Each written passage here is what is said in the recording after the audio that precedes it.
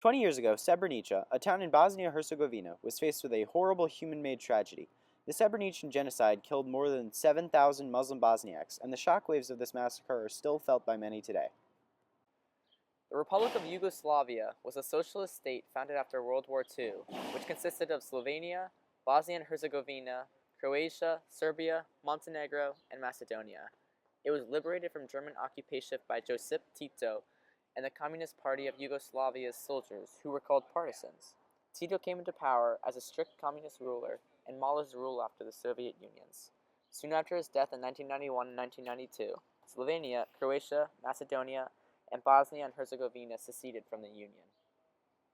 When Bosnia and Herzegovina tried to leave the Union, they started a civil war that lasted from 1992 to 1995. The area was full of tensions because it mixed three different ethnicities: the Bosniaks, Muslim Bosniaks, Bosnian Croats, and Bosnian Serbs. When the independence of Bosnia and Herzegovina was recognized by the United States, Bosnian Serbs, backed by the Yugoslav army, opened fire onto Sarajevo, the capital. The Serbs launched an ethnic cleansing campaign where they expelled the local Bosniak populations. Bosnian Croats were also involved, both as victims and as supporters of this campaign. However, as the Serbs took control of about two-thirds of the country's territory, the Bosniaks and Croats made a joint alliance in 1994. Soon after, the United Nations began sending aid to the Bosnian resistance, and after that they set up safe areas protected by UN Protection Force troops. In 1993, the International Criminal Tribunal for the former Yugoslavia was formed by the United Nations to bring to justice people who have participated in the genocide. It has prosecuted people from all nations of the former Yugoslavia on all sides of the war for various atrocities. Two of the most significant prosecutions were of Milosevic and Karadzic, who were Serbian authorities at the time. Milosevic has since died, and Karadzic is in prison after being found guilty of genocide, as well as 9 other war crimes and crimes against humanity.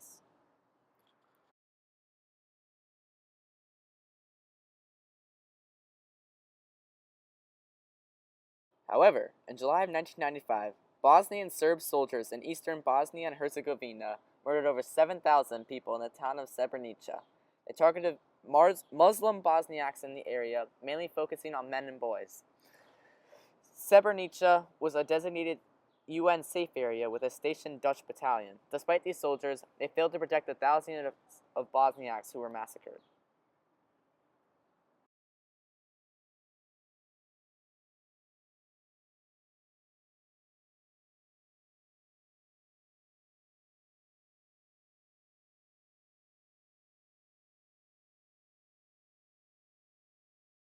After this genocide, as well as a Bosnian Serb attack on a marketplace, NATO intervened at the request of the United Nations and performed targeted airstrikes on the Bosnian Serb forces.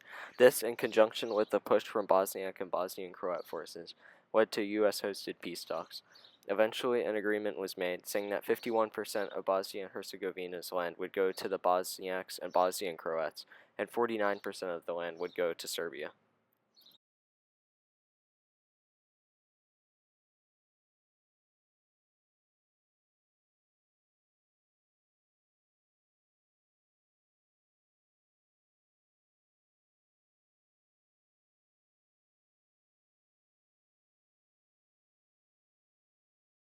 The massacre committed by these Serbian soldiers was brutal. Men were simply lined up and shot, ripped from their families and their lives to be murdered. The testimonials of the very few survivors are chilling. Here is Nedzad Avdik, only 17 years old during the massacre, as he talks about his experience. The massacre committed by these Serbian soldiers was brutal. Men were simply lined up and shot, ripped from their families and their lives to be murdered. The testimonials of the very few survivors are chilling. Here is Nedzad Avdik, only 17 years old during the massacre, as he talks about his experience. This atrocity was a hate crime that was perpetuated by the Serbs, but that was allowed by the international community. With every horrible event in our history, we must learn, and this event shows how important it is to protect those that cannot protect themselves. This event, and others, show the human capacity for evil, but they also show that bystanding is not an option. Hopefully, as we move forward, our world can become a place that truly recognizes the value of human life and strives to protect it.